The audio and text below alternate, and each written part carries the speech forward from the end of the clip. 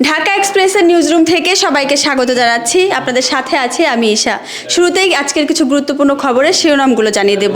আজ রাজধানী জুড়ে দুই রাজনৈতিক দলের সমাবেশকে ঘিরে তীব্র যানজটের সৃষ্টি হয়েছে।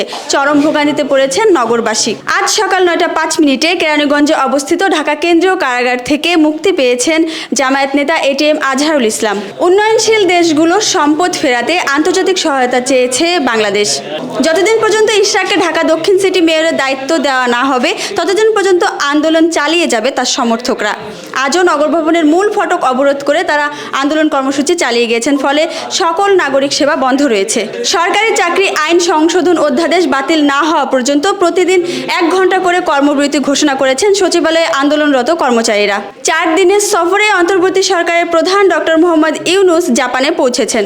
দর্শক, আজ আমরা কথা বলবো ঢাকা এক্সপ্রেসের নিউজরুম এডিটর সাইফুল উদ্দিনের সঙ্গে। ভাই, আপনি জানেন যে আজ রাজধানী জুড়ে তীব্র যানজটের সৃষ্টি হয়েছে এবং তার জন্য জামায়াত ইসলামী এবং বিএনপি এই দুই দলের সমাবেশকে ঘিরে হচ্ছে এই যানজটের সৃষ্টি হয়েছে বলেছে ট্রাফিক পুলিশ। তো তার সর্বশেষ অবস্থা কি?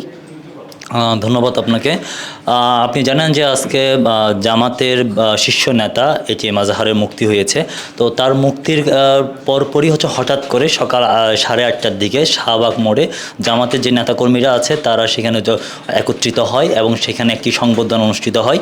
তো হঠাৎ করে এই অনুষ্ঠান হওয়ার কারণে শাহবাগ, তারপরে শাহবাগের আশেপাশে যে এলাকাগুলো আছে সেখানে তীব্র যানজটের সৃষ্টি হয়েছে।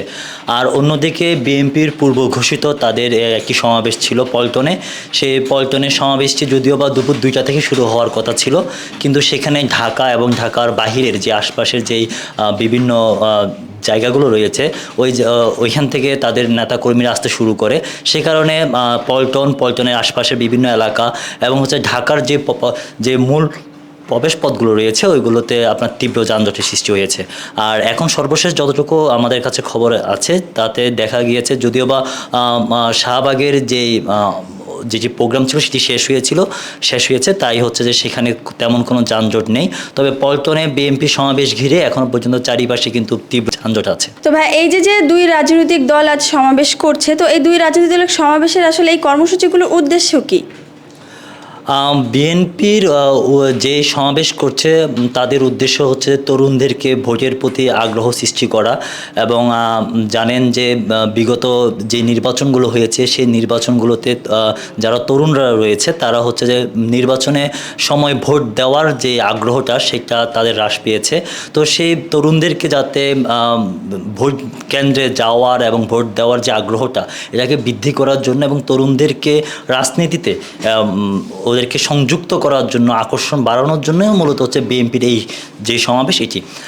আর জামাতের যেটি ছিল সেটা হচ্ছে হঠাৎ করেই, সেটা হচ্ছে তাদের শীর্ষ নেতা যিনি তাকে মুক্তিযুদ্ধের সময় 71-এর সময় যে যুদ্ধ অপরাধী মামলা, সেই মামলা তার সাজা হয়েছিল, সেটিকে খালাস দিয়েই মূলত হচ্ছে তাকে মুক্তি প্রদান করা হয়েছে।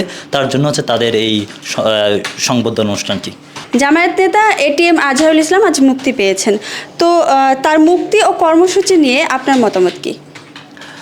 আসলে এটি যদি বলতে হয় তাহলে আমি বলবো যে 71কে যে অস্বীকার করবে সেই দেশটিকে অস্বীকার করলো।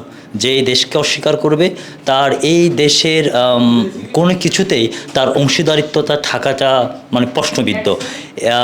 জামাতের নেতা এটিএম আজহারের বিষয় নিয়ে এর পূর্বেও যে বিচার হয়েছে, যে রায় হয়েছে, এই রায়ের পরিপ্রেক্ষিতে তাদেরকে যে খালাস দেওয়া হয়েছে এটি আসলে কি পূর্বের যে রায় বা পূর্বের যে কর্মকাণ্ড এটি কি শেষ হয়ে গেছে, বা মানে এটিকে কিভাবে করে দেখছে এই সরকার এবং এই বিচার ব্যবস্থা, এটা এখন প্রশ্নের মুখে।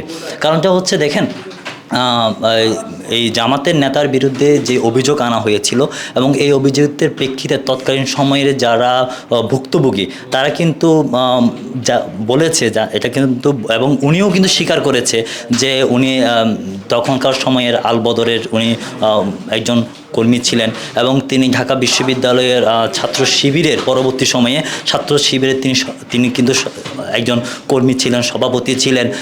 তিনি কিন্তু স্বীকার করেছেন এবং তিনি কিন্তু বলেছেন যে ৭১-এর সময় তিনি কোথায় ছিলেন এবং সেই সময়কার যে বীরঙ্গনা যারা ছিলেন, যারা তার বিরুদ্ধে অভিযোগ এনেছিলেন, তারাও কিন্তু আদালতকে পূর্ণাঙ্গভাবে তাদের বক্তব্য পেশ করেছেন। এইটার প্রেক্ষিতে কিন্তু তার রায় হয়েছিল। কারণ এই রায়ের পরবর্তীতে ৫ তারিখের পরে ঢালাওভাবে সবাইকে যেভাবে করে মুক্তি দেওয়া হচ্ছে, এখন আবার এই এটিএম আজহারকেও একইভাবে মুক্তি দেওয়া হলো। এটা আসলে বিচার বিভাগের দিকে আঙুল তোলার অবস্থা। কারণ হচ্ছে আসলে কি আমাদের বিচার বিভাগ স্বাধীন, নাকি যখন যেই সরকার ক্ষমতায় আসে তখন সেই সরকারের চাহিদা অনুযায়ী বিচার বিভাগ রায় দেয়? এটা এখন জনগণের প্রশ্ন।